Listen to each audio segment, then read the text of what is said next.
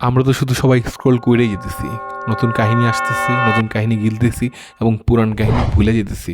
কিন্তু ওই দিন দেখলাম কোথায় যেন চোখ উপরে মানুষ মেরে ফেলছে, আবার দিনে দুপুরে ব্যাংক ডাকাতি, তাও আমাদের দেশে কল্পনাই করা যায় না এরকম একটা ব্যাপার। আবার চা পাতি নিয়ে দেখলাম, ভিডিওতে দেখলাম ও ওপেনে ছিনতাই করতেছে পোলাপান।